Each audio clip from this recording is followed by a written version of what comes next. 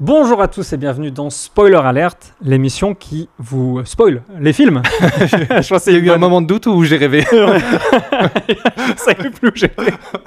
Je savais plus où j'étais. Peut-être comme le personnage principal du film que nous allons chroniquer aujourd'hui. On va aller en profondeur dans l'analyse du film Trap, le dernier film de Shyamalan. C'est un réalisateur qui divise depuis des années à chaque fois qu'il sort un film. Tout le monde soit aime, soit déteste, mais il y a difficilement un entre-deux. Le seul film qui a peut-être mis tout le monde d'accord, c'était Sixième Sens. On se souvient de lui pour ça. Je vois des gens qui sont morts. Premier spoil de l'émission. Salut, alors autour de moi, on a Lucie. Salut Guillaume. On a Floris. Salut Lucie.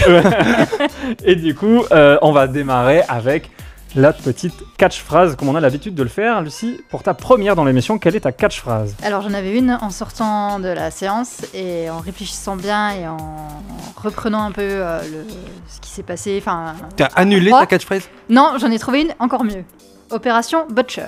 Opération Butcher. Ok. On verra bien ce que ça va donner. Pourquoi tu nous dis ça ? Tu nous en parleras plus en détail tout à l'heure. Floris, à toi. Moi, j'ai trouvé que des trucs nuls. Et en plus, tu nous as mis la pression en disant moi, j'ai trouvé une catchphrase qui est géniale. Et bon, après, c'est vrai que tu le dis à chaque fois et que c'est souvent vrai.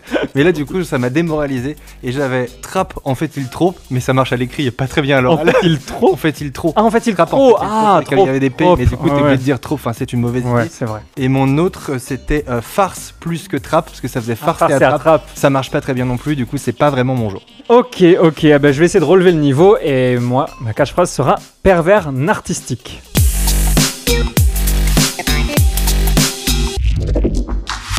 Alors, avant de continuer sur cette critique, j'aimerais bien revenir à un petit peu de contexte, parce que Trap, c'est un film de M. Night Shyamalan, peut-être que vous le connaissez pas, en tout cas vous qui nous regardez, vous êtes allés voir le film, j'espère, parce qu'on va tout vous spoiler, c'est le principe de l'émission.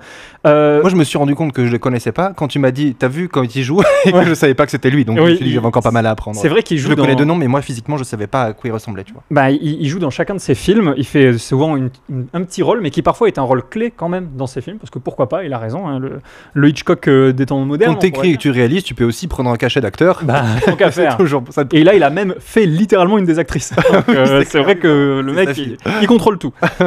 Donc là, en fait, on peut dire que Shyamalan, il est dans sa troisième vie professionnelle. Il a eu sa première vie fin années 90, donc 1999, son troisième film et son plus connu, Sixième Sens, qui sort.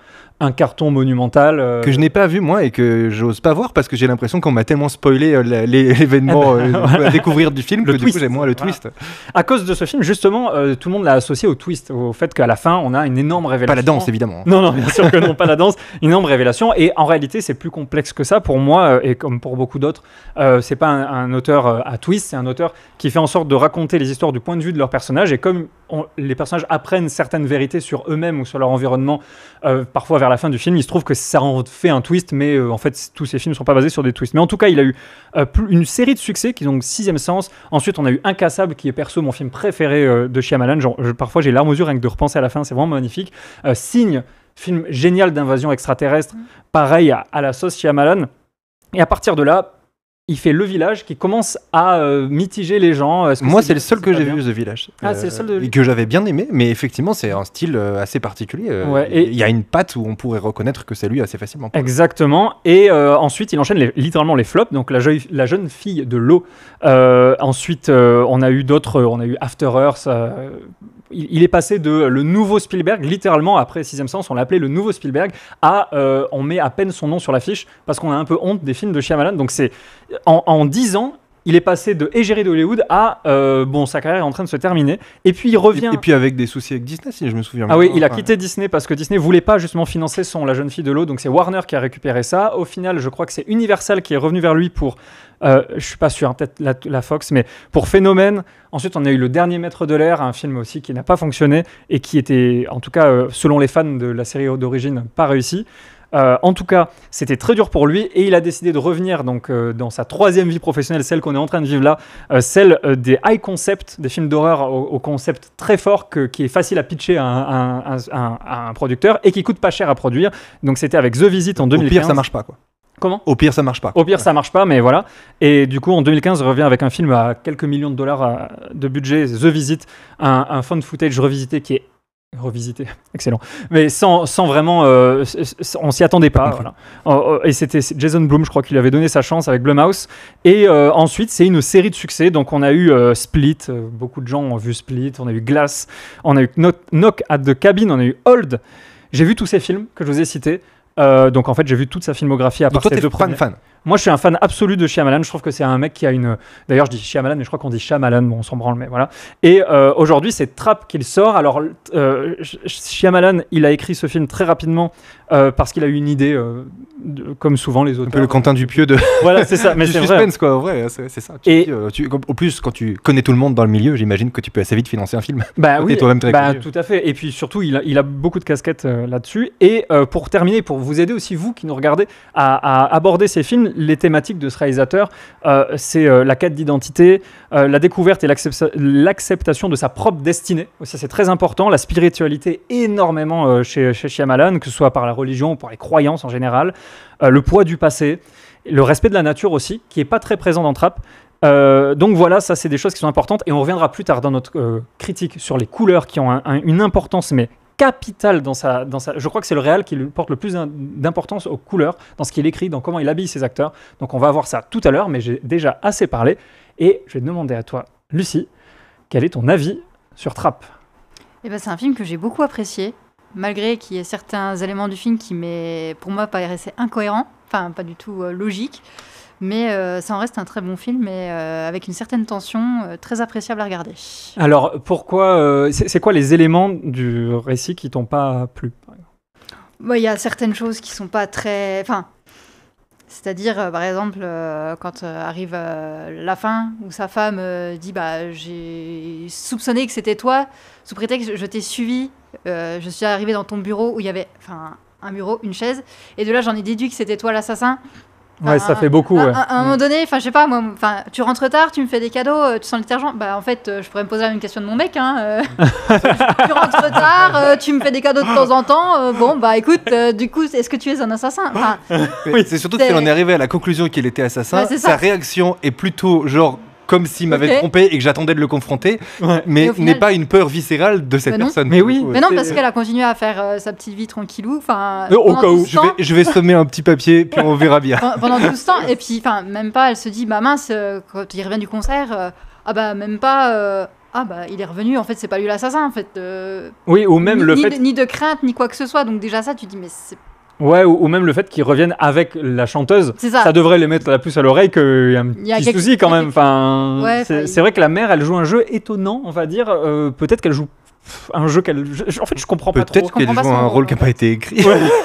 Ça révèle peut-être ton avis sur le film. T'as peut-être pas apprécié alors, Florent. J'ai passé un très bon moment, vraiment, parce que je trouve que c'est un film qui est facile à regarder, qui a ce suspense qu'on aime bien voir. Moi, j'adore les thrillers, mais en plus, j'aime bien les films quand il n'y a pas non plus trop de violence. Genre les thrillers psychologiques comme celui-là. Je trouve que le concept, pour le coup, j'avais la chance de pas avoir la bande-annonce, donc je découvrais vraiment littéralement ce qui allait se passer. Ce qui, je pense, est un avantage dans le fait de se rendre compte un petit peu sur le tard par rapport aux gens qui ont vu la bande-annonce, qu'on est bien dans un concert qui ne va pas en être un et que le piège va se refermer sur un protagoniste auquel j'avais commencé à m'attacher, mais qui est peut-être quelqu'un dont il est difficile de s'attacher quand on est un individu qui a un tant soit peu de valeur. Sauf si lui-même nous attache dans son basement. Exactement. Donc je trouve que le film à concept, comme je le dis, le concept est plutôt très bien et très prometteur. Un peu déçu de lire par la suite que c'est inspiré d'un fait divers qui en fait est vachement mieux que le film. Ah oui, mais alors ça, j'étais pas sûr et j'avoue que j'ai... Opération Flagship, d'où ma catchphrase, Opération Butcher. Ah, pas mal. Franchement, balèze. L'opération Flagship, il fallait le décrypter. Ah non, mais ouais, je l'avais pas. Je l'avais pas non plus parce que j'avais oublié. Tu vois, pourtant, j'ai lu hier que c'était effectivement un fait divers, mais qui avait consisté à organiser une sorte de faux match de la NFL pour inviter par le FBI plein de criminels et ensuite les attraper. Mais du coup, c'est plus puissant le fait divers. Généralement, le cinéma, quand il s'empare d'un fait divers, c'est pour l'amplifier et faire une narration supérieure au fait divers pour en créer une histoire. Celui-là a pris le parti inverse, c'est-à-dire de prendre un fait divers qui mériterait un film avec une très forte intensité pour en faire quelque chose d'un peu plus simple, c'est-à-dire un seul criminel. Bah alors justement, après, le concept du piège, c'est quand même assez cool. Moi, j'ai envie de dire quand même, Floris, désolé de te couper, mais que je pense que il a fait le chemin inverse. Il s'est dit, et je crois qu'en interview, il a dit ça, je veux faire un film qui tourne autour de ma fille et de ses musiques. et il s'est demandé qu'est-ce qui pourrait coller à sa filmo, mais à son univers. Ça se voit tellement que c'en est problématique pour ce film. Je vous disais, j'ai bien aimé parce que c'est facile à regarder, que le temps passe assez vite, que c'est quand même assez cool de voir un film du point de vue du tueur, c'est assez rare, pour être souligné, et que effectivement, étant Shyamalan un twister, il y a quand même régulièrement des rebondissements qui sont un peu tous plus cons les uns que les autres, mais qui quelque part nous amènent à ne pas pouvoir trop savoir ce qui va se passer. Alors après, il faut faire l'effort d'y croire, et c'est peut-être cet effort qui est difficile à faire par moment dans ce film, mais effectivement, il pêche par le fait que ça se remarque beaucoup qu'il a envie de filmer un concert pour sa fille. Oui. Et même là, c'est pas bon, puisque la scéno de sa fille est pas ouf. Oui. Ça se veut un peu parodique d'une sorte ouais. d'Ariana Grande. Elle ressemble un peu à ces profils-là. Ça se veut un peu parodique, mais c'est pas assez bon pour être une parodie de ce qu'est la scénographie de ce type de concert-là. On a juste l'impression qu'il a essayé de faire pareil, mais je suis désolé, la mise en scène sur 3 écrans mettant 3 fois la même chose, on pouvait s'attendre mieux de quelqu'un qui passait un peu de temps à créer un film pour sa fille. Donc il lui a donné ce rôle-là. On peut pas dire qu'elle joue mal pour le coup. Oui, et surtout qu'elle a un rôle qui s'amplifie dans la durée du film. Qui est surprenant. On s'attend vraiment à un huis clos et ça n'en est pas un. Ouais. Mais néanmoins, je trouve qu'il y a beaucoup trop de failles dans ce film pour que ça en soit un bon film. On en sort plutôt content parce qu'on n'a pas passé un mauvais moment et qu'il y a quand même par moment du brio dans la réalisation parce qu'il y a une atmosphère étouffante. Mais je regrette par exemple de ne pas avoir pu constater l'étouffement au sein de cette enceinte qu'est la salle de concert. Je ne m'y sentais pas étouffé. Je me suis senti étouffé dans la voiture. Je me suis senti étouffé dans la maison, dans les toilettes. Et dans les toilettes où la scène est exceptionnelle d'intensité. Où là, je me dis, c'est un grand réalisateur. Mais on a un peu ce côté où c'est un grand réalisateur qui a un peu bâclé son scénar et qui nous demande, dans la suspension d'incrédulité, de faire beaucoup trop d'efforts, au sens où déjà, c'est censé être... Il est décrit par... Pareil, les personnages sont quand même écrits d'une manière assez superficielle parce que la grande chef du FBI, c'est un personnage cliché qui n'est pas écrit, on nous montre un physique qu'on a déjà vu avec un préjugé qu'on nous donne, genre c'est la meilleure, elle est profileuse, et il n'y a pas besoin d'écrire ce personnage et on va supposer que tout ce qu'elle dit est vrai, mais il n'est absolument pas développé. Et en fait, elle va dire des trucs, tout le monde va dire des trucs, et en fait, on sait quelque part dès le début comment ça va se passer, puisqu'il y a toujours un personnage qui va nous expliquer qu'est-ce qu'il faut qu'il fasse. Donc moi, ça participe au fait que ce que j'attends de ce film, c'est soit une oppression telle que je me dis il est impossible qu'il s'en sorte, soit une succession de petites choses que je vais voir tout au long et de me dire à la fin, moi j'avais pas réussi à les mettre ensemble, mais lui il a réussi et c'est là où il est plus fort que moi. Et en fait non, ce qui fait que c'est un héros malgré son côté tueur, ce qui est un héros et il arrive à se sortir de ça, c'est pas le fait qu'il est plus intelligent que moi, mais le fait qu'il a juste du bol. Il a des gens qui lui donnent les solutions beaucoup trop facilement. Et enfin, c'est difficile de croire que quelqu'un qui est sous vidéosurveillance en permanence avec un dispositif qui est présenté comme infaillible pour le traquer puisse à ce point-là, il est quand même le boucher. À un moment, il se déguise carrément en boucher puisqu'il met quand même en rouge un tablier. Il fait des explosions, il va sur le toit, il parle à des gens, il a un badge, il a tout. Et tout le monde voit qu'il y a quelque chose qui va pas avec ce mec, y compris sa fille, qui arrête pas de lui dire tout le long, tu te comporte bizarrement. Donc à un moment, je trouve que c'est quand même dommage de nous demander d'y croire, alors que même les protagonistes du film ont du mal à y croire. Et pourtant, toi, Lucie, t'as ressenti de la tension, tu me disais quand même. Ouais, à certains moments, ne serait-ce que comme vous en parliez de cette scène où ils sont dans les toilettes.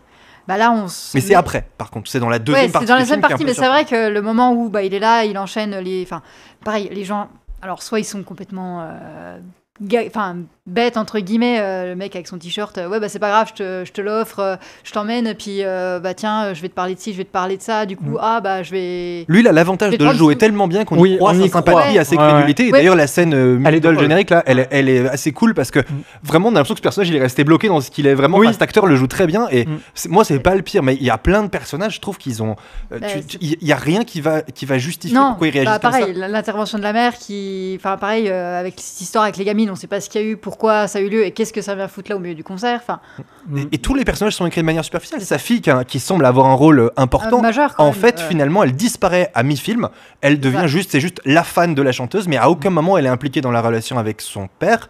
La chanteuse qui est un twist principal parce qu'effectivement un des personnages nous annonce dès le début du film il faut sortir par les coulisses, donc on sait très bien qu'il va sortir par les coulisses. On voit que tout se déroule pour qu'il fasse ça. Il fait ça, bon, il n'y arrive pas trop. Alors là il y a un premier twist qui est j'avoue à la chanteuse que je suis le serial killer. Ça, j'ai beaucoup aimé. J'ai beaucoup aimé parce que je n'y attendais pas du tout. Du gaz et tout. Mais par contre, sa réaction, elle, est tout sauf rationnelle. Ça marche, ça m'a créé une oppression. Et j'aime bien l'idée de me dire, je ne m'attendais pas à ça, et à ses réactions dans la voiture et tout, qu'elle décide d'aller chez eux.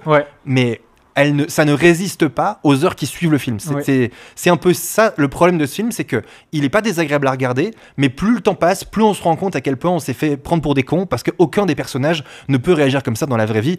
Elle prend des risques démesurés pour rien du tout, cette chanteuse. Je suis désolé, il faut pas faire ça dans la vraie vie. C'est vrai, mais après, c'est des personnages qui ont tous ce que j'appelle souvent une armure en scénarium. C'est que vraiment le scénario les protège et en même temps essaie de les mettre en danger. Il y en a pas d'autres décrits.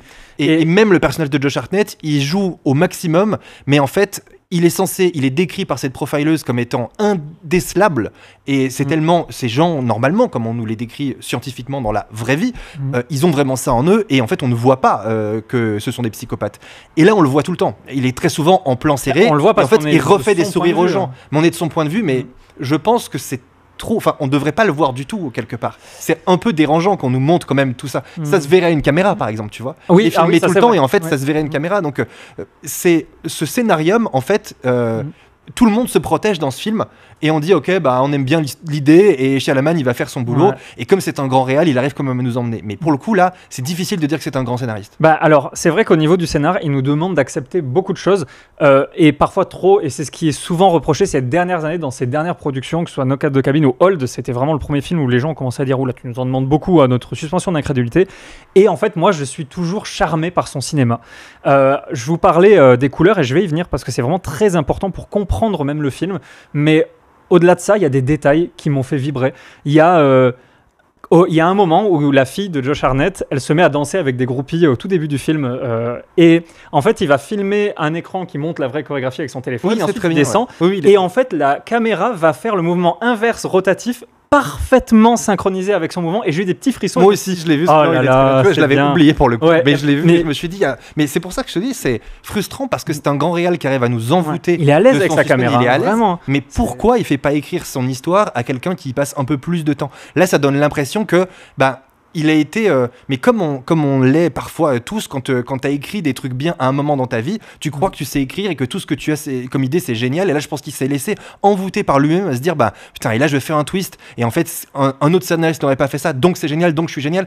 Ça transparaît un peu ça, l'idée de l'absence de remise en cause au service, je trouve, après j'ai hâte de savoir ce que toi t'en penses, mais au service, je trouve, de pas grand chose, parce que dans le dénouement de ça, peut-être que c'est une forme de tolérance par rapport à un personnage qui n'est pas si caricatural que ça, puisqu'il a l'air de souffrir lui-même de sa condition, mais sa psychologie n'est pas très développée. On vient lui parler dans la bagnole en se faisant passer pour sa mère, mais ça reste quand même un peu de la psychologie. C'était intéressant quand même. C'est intéressant, mais c'est trop facile, ça marche trop vite, trop bien. Y a un côté, je trouve, pas si inintéressant moi ça m'a fait penser au chat de Schrödinger, parce que je trouve que la manière dont il vient attacher des gens, ce qu'on voit sur son téléphone de méchant avec son interface de méchant, il vient potentiellement dégager un poison qui rappelle la fatalité du chat de Schrödinger. Et ce que vient dire le film, c'est peut-être qu'on n'est pas obligé d'accepter la fatalité, et qu'on peut peut-être parfois être autre chose, ou qu'il ne faut pas caricaturer. Il y a sans doute un truc intéressant, mais qui est traité de manière beaucoup trop superficielle. En fait, ce film, c'est l'histoire d'un mec qui a du bol quand même. Alors il y a ça. En gros, moi je trouve que pour ressentir, et c'est peut-être le piège, et c'est pour ça que ma note va être sûrement supérieure à la vôtre, mais pour ressentir ce qu'il veut nous faire passer, il faut quand même connaître son cinéma, et je voulais vraiment venir au code couleur de Shyamalan, parce que c'est le même dans tous ses films. Et du coup, quand tu connais son code couleur, tu peux presque à la bande-annonce pré-shot qui est le méchant. Alors là, c'était facile, la bande-annonce, on le disait direct parce que c'est le concept du film, et comment ça va se finir, qu'est-ce qui va se passer, et du coup, plan par plan, tu as ce plaisir à décortiquer ce qu'il veut nous dire. Alors, juste pour que vous ayez les armes, et puis vous qui nous écoutez ou nous regardez, il a en fait des couleurs qui sont complémentaires et qui vont venir se répondre. Alors, il y a sa couleur la plus importante, et vraiment dans ce film, c'est la plus importante, c'est le rouge. Oui, mais c'est il transparaît partout. Non, mais attends. Le rouge, on le reboucher, non ? Le rouge, en fait, dans tous ces films, et ce qui est intéressant, c'est que c'est pas que dans ce film, c'est dans tous ces films. C'est la connexion à la mort, au danger, à la peur, à la menace. Ça, c'est évident. C'est d'ailleurs c'est un code couleur classique, mais lui, il faut se rendre compte qu'il va le mettre dans des détails assez incroyables. Moi, j'ai noté toutes les fois où je le voyais. On voit le rouge, c'est les portes des toilettes dans lesquelles il va nous faire découvrir que c'est lui le tueur au tout début. La dame qui fait tomber en lui donnant un petit coup. Toutes les actions se passent dans des salles de bain. Oui, c'est vrai en plus. Ouais. La dame qui fait tomber des escaliers, elle a une veste rouge. Le sol des couloirs de la salle de concert. Il est peint en rouge, ce sol, et il est souvent filmé en zénithal, et moi je ressens cette oppression à ce moment-là parce que je sais ce que ça veut dire dans son cinéma. Le logo de son appli de méchant, il est rouge. Oui, mais c'est le module photo de son attends, mais laisse-moi déployer. Le module photo de son téléphone aussi, il est rouge. Le tablier, quand il subtilise un tablier, il est rouge aussi. La tasse à café qui va se servir au briefing des flics, c'est la seule tasse à café rouge qu'il a. La lumière qui est sur lui, elle est toujours rouge, et la lumière du concert va passer de blanche à rouge au cours du film. Ensuite, et vous allez voir à quel point ça va se lier, on a le bleu qui est l'apaisement et la sécurité, donc c'est les flics. La femme et les enfants sont habillés en bleu aussi. Et le jaune, c'est très important, c'est la protection. Et c'est la veste qu'il porte en tant que papa modèle. Et du coup, quand il veut faire le papa modèle, donc sa deuxième vie, enfin sa première vie en apparence pour les gens, il va porter du jaune et dès qu'il va commencer à commettre des exactions, eh bien, il va mettre ce tablier rouge qui est en fait le masque qu'il n'arrive plus à tenir au fil du film. Et en fait, tout ça, ça va se relier vers, à la fin. Alors, à plein de moments, ces couleurs vont s'entremêler pour nous faire comprendre ce que le réalisateur veut nous dire avant même que ça arrive. Et à la fin, en fait, au fameux moment de la tarte qui est empoisonnée, en tout cas, eh bien, en fait, c'est quand même, et moi j'ai frissonné parce que c'est quand même une tarte qui est sur une assiette bleue, donc l'apaisement et la sécurité, déjà on sait que c'est la tarte, la solution, qui est sur une nappe rouge, donc c'est la femme qui va littéralement triompher de son mari, qui est sur une table jaune, qui symbolise du coup la protection. Et du coup en fait on a compris qu'il y avait les flics dans la maison, et que le mari était entre les flics et la femme, et que c'est la femme qui allait vaincre. Et rien que ça, moi j'adore. Mais parce qu'il a vraiment pensé tous ces cadres. C'est un bon réal qui arrive à envelopper un mauvais scénario. Oui, et vraiment. Encore une fois, je trouve que dans ce que tu décris, ça fait un peu manuel de l'étalonnage. On prend les couleurs à quoi elles correspondent et on vient de l'appliquer. Alors il y a des choses très subtiles et tout, comme la tarte, tu vois, moi je l'avais pas, et je trouve que c'est intéressant de voir qu'il y a cette réponse-là. Néanmoins, je pense qu'on l'avait tous un peu ce dénouement-là, de savoir que ça allait quasiment finir. Ce qui est intéressant, c'est qu'un autre réal allait. En fait, même Spielberg, il va pas mettre autant mais justement, est-ce que c'est une qualité? C'est comme dire non mais c'est génial, ce réal il est génial parce que tu vois les véhicules des méchants ils sont en noir, donc on comprend que c'est la couleur des méchants. Non, c'est pas ça. Je suis désolé, mais mettre du rouge sur un boucher qui est un serial killer pour appuyer le truc, c'est pas d'une subtilité. Mais moi ce que j'aime, c'est que c'est cohérent avec sa filmographie, et alors que ce soit visuellement ou thématiquement. Je vous parlais du poids du passé, du destin que l'on subit, et c'est vraiment un film sur ce sujet-là aussi, puisque notre personnage principal est un méchant. Mais c'est pas traité, le destin qu'il subit, la manière justement, à aucun moment on nous dit pourquoi est-ce qu'il ressent le besoin de faire ça. Est-ce que c'est un soulagement? Est-ce que c'est le seul truc qu'on nous dit, c'est un truc écrit à la va-vite qui est il a des tocs. Mais du coup, enfin, je connais des gens qui ont des tocs, j'ose espérer qu'ils étouffent pas les autres. Et malheureusement, ils le font tous. Bon, je vais vous laisser. Mais je pense que c'est trop superficiel l'écriture. On peut pas. C'est pas parce que tu mets. Moi, je te dis pas que l'écriture est bonne. Moi, je pense que les couleurs sont bonnes. Mais en fait, je trouve c'est un bon réal, mais au service enfin, un film, c'est quand même un propos. Quel est le propos? Moi, il me séduit là-dessus. Et alors, le propos, en fait, c'est le fait que on ne devrait pas subir son passé. C'est ça qu'il nous raconte dans ce film-là. Ouais, mais quel passé? On connaît même pas le background de ce mec. En fait, on le devine, il est suggestif, enfin suggéré. Suggéré, ouais. Pardon. Il est suggéré dans le film, mais à aucun moment on se dit mais pourquoi il est devenu comme ça. Enfin, en fait, c'est beaucoup basé sur notre connaissance des personnages d'autres films, et donc on vient utiliser plein de stéréotypes de personnages connus pour ne pas avoir à les écrire et pour nous dire vous savez bien que c'est ça.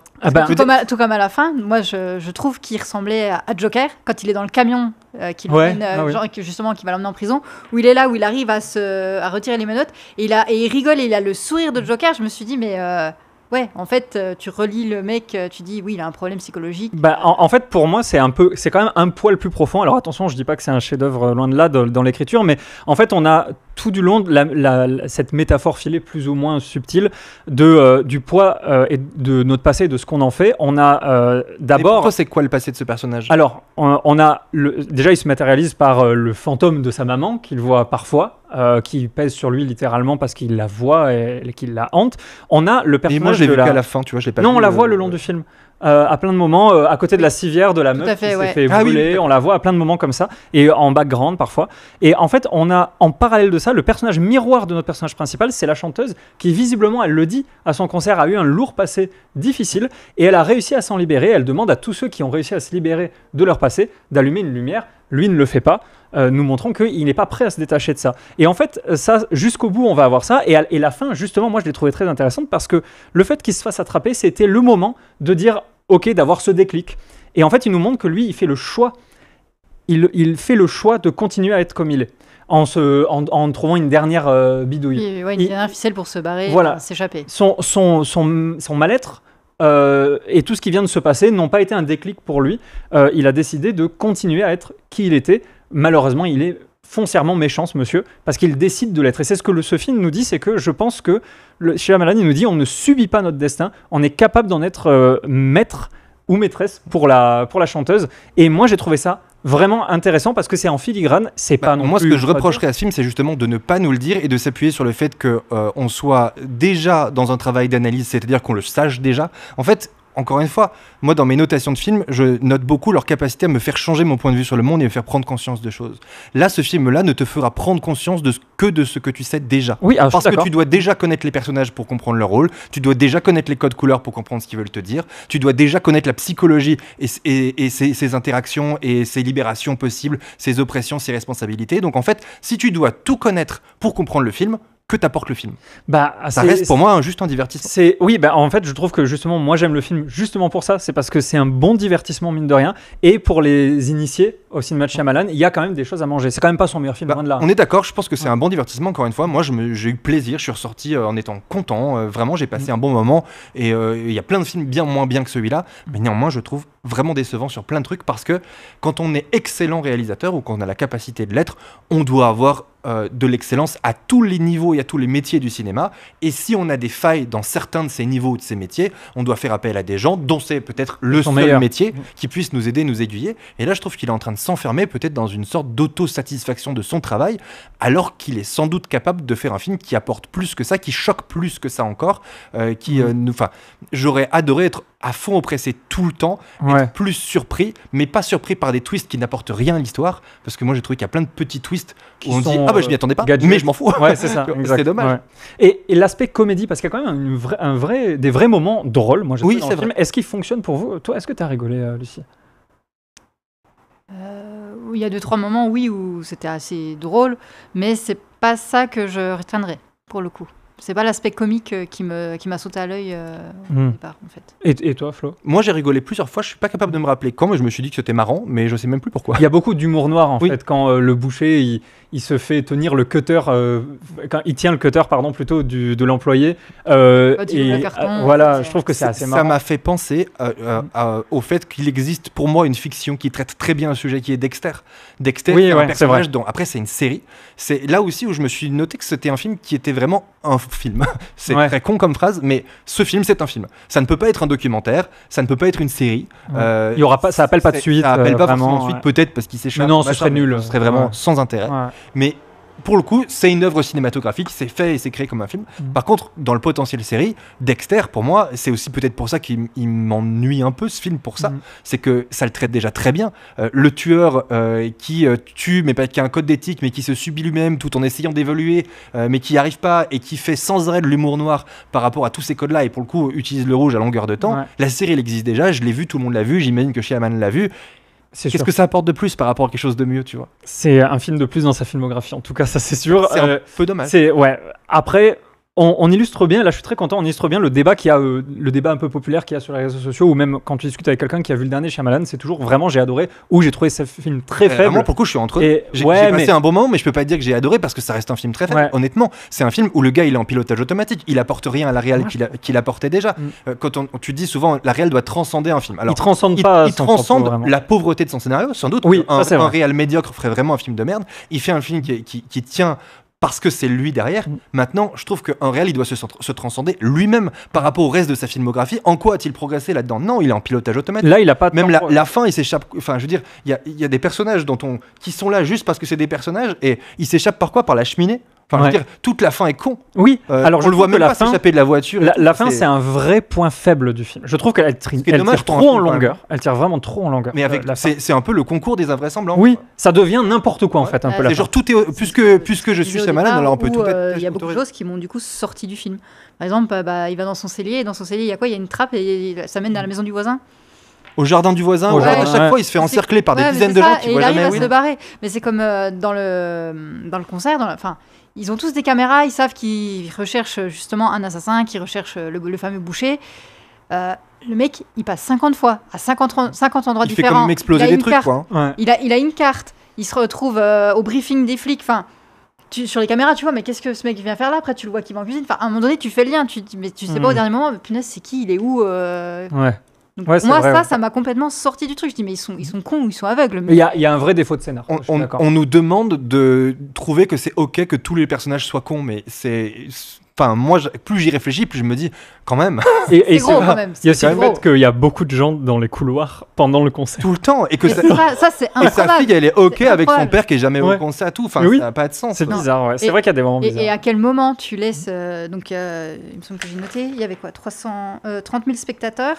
À quel moment tu laisses une gamine de 12 ans au milieu de 29 c'est un psychopathe. C'est un psychopathe.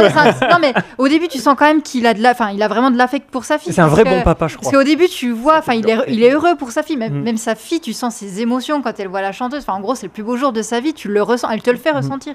Et le papa, tu le vois tout fier, tout heureux de partager ce moment-là.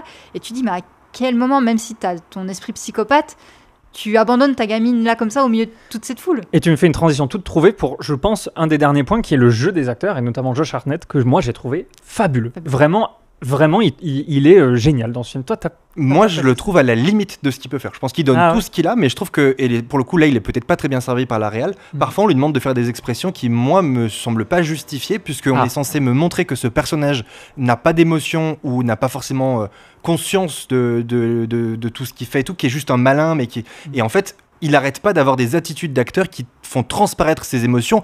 C'est juste que dès qu'il est devant quelqu'un, il les cache. Mais je trouve que ça marche pas puisqu'il est censé être filmé partout. Et donc, du coup, il devrait avoir aucune émotion. Enfin, je le sens à la limite. L'acteur donne tout ce qu'il a, mais je sais pas si c'est comme ça qu'il faut le jouer, ce personnage-là. Encore une fois, vous dites, je trouve que le sujet du film, c'est que c'est un vrai bon papa. Il y a une sincérité. Et on peut être une horrible personne d'un côté. On peut avoir deux personnalités, en souffrir de l'une de l'autre. Mais le vrai sujet du film, il est là. Pourquoi il arrive qu'à la fin, pourquoi il n'est pas traité, pourquoi tout est superficiel, et toutes les réflexions intéressantes qu'on se fait sur ce film, c'est des réflexions soit on s'était déjà faites avant, soit on se fait tout seul, mais c'est pas le film qui nous les amène. Moi j'aime bien le fait que le film nous serve pas tout, mais c'est vrai que c'est un peu une excuse. Toi, pour le jeu des acteurs, Lucie, t'en as pensé quoi? Alors moi, pour le coup, j'ai adoré déjà Ariel Donoghue, donc Riley. Ouais, la fille. En fait, je trouve que elle dégageait une énergie, elle dégageait quelque chose.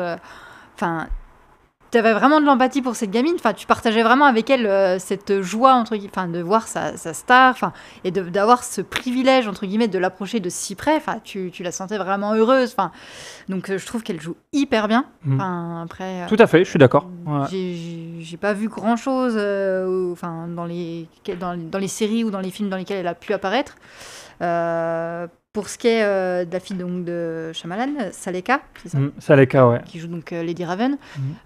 Pour le coup, donc je me suis un peu renseignée. Pour elle, c'était son premier film. Donc pour moi, je trouve que c'est ok. Et surtout, la scène de tension où elle se retrouve dans la maison à essayer de feinter pour essayer de se libérer et surtout libérer le prisonnier.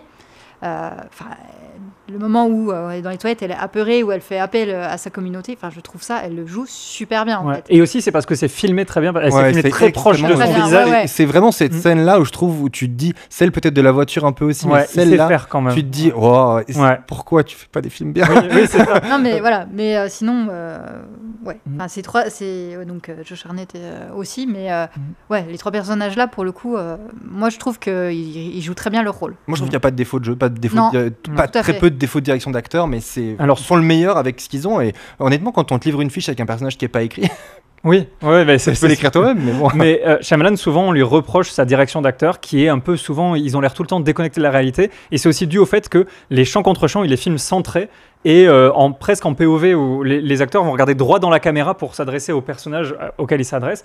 Et du coup, ça crée un sentiment de malaise en permanence. On l'a surtout avec la maman de la fille, qui, quand ils parlent les deux, c'est fait pour te créer un sentiment lunaire. Ça n'a pas. Alors pour le coup, j'en ai vraiment vu très peu des films Shyamalan. Je pense que j'en ai vu qu'un, mais pour le coup, et c'est quand même quelqu'un qui a influencé toute une génération aussi. Est-ce que c'est pas trop vu et donc ça ne marche plus? Parce que moi j'ai un défaut d'oppression dans ce film. J'ai ressenti sa capacité géniale à me faire ressentir de l'oppression, y compris avec un scénario qu'au fond de moi je rejetais. Donc ça marchait. Donc il est puissant en réel, mais pas tout le temps.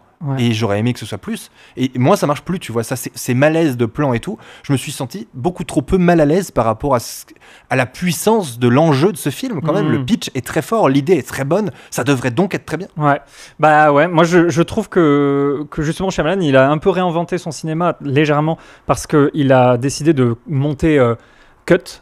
Souvent il va faire des longs plans séquences pour justement faire monter la pression, et c'est ce qui fonctionne peut-être mieux dans ces autres films. Là, on est dans l'efficacité, c'est très très cuté, et c'est rare. Je sais pas si ça fait un peu film de commande quand même, genre faut que je fasse un film. Bah, c'est comme quand tu dois encore 3 films à un studio et puis tu le fais et puis. Je sais pas.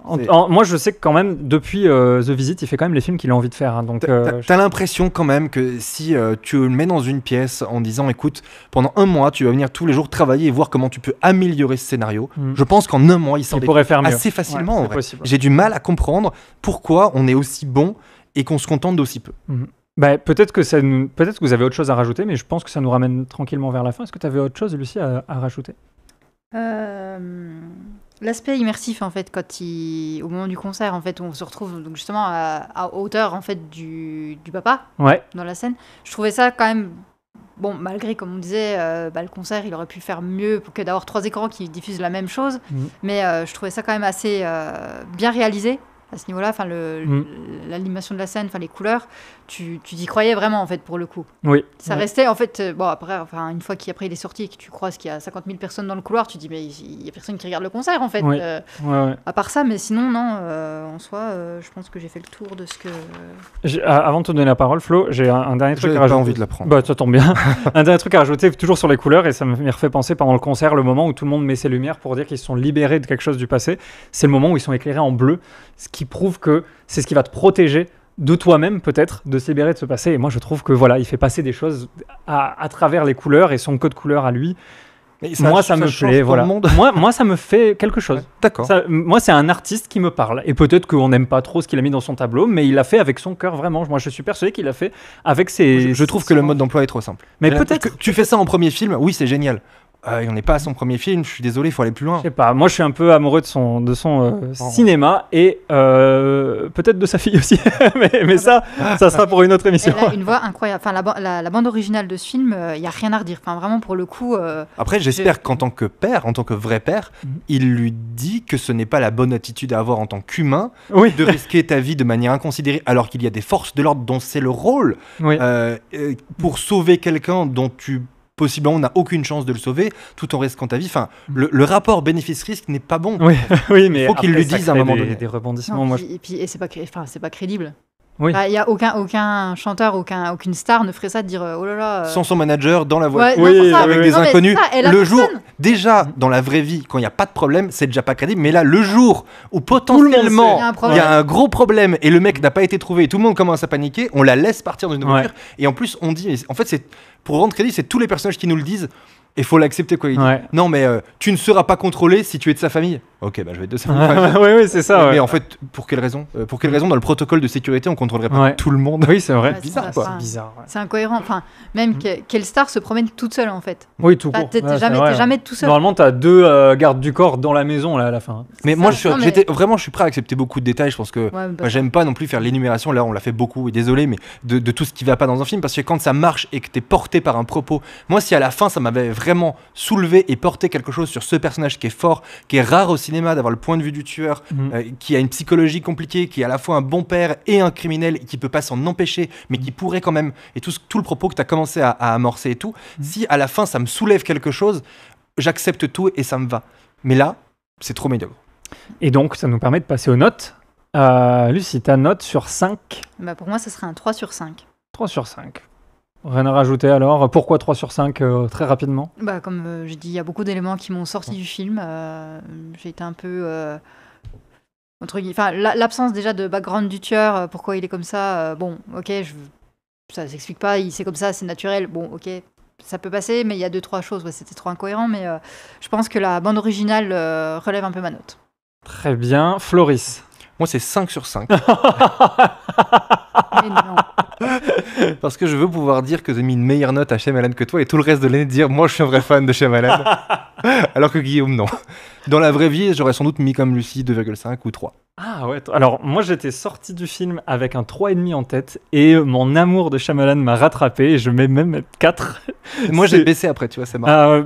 Moi franchement, vraiment j'adore. Quand on aime les gens de être exigeant avec eux, désolé. Mais j'aime son cinéma, je trouve que c'est un mec qui m'a toujours me chambouler un peu. Je trouve que regardez Knock at the Cabin, regardez Old, vous avez peut-être pas aimé, mais vous allez en ressortir avec quelque chose qui est l'entremêlement du cinéma grand public et du cinéma d'auteur. Et moi, j'aime bien. Mais ça m'a donné envie de voir les autres, pour le coup. C'est quelqu'un qui s'est réalisé, c'est rare. Et les autres sont mieux, parce que dans la vraie vie, je mettrais quand même 3,5 sur 5. Donc 3,5, 4. Mon cœur de fan dit 4. Mais quand je dis ça, entendez 3,5 quand même. Ça reste des bonnes notes. Je te recommande de voir Sixième Sens, du coup. Ouais, Sixième Sens, faut le voir. Même si tu connais le twist, c'est assez bluffant. Mais Incassable, pour moi, c'est le meilleur film. C'est une leçon de montage, de tournage, d'étalonnage, de tout ce que tu veux qui finit par âge. D'épandage. Exactement. À la campagne ici. Et vraiment, regardez toute sa filmographie. Il y aura toujours quelque chose à manger là-dedans. À part After Earth, bien évidemment, qui est une sombre merde. Je vous dis à très bientôt. Merci de... Ah non, on n'a pas fait les plus et les moins, mais en même temps, on vous a tout dit de toute manière. Voilà.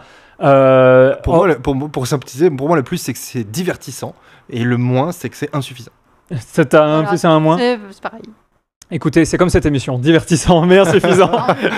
En tout cas, on l'espère. Mettez votre avis dans les commentaires. On a passé un excellent moment en votre compagnie. Dites-nous si c'est réciproque. Et on vous dit à la prochaine. Ciao!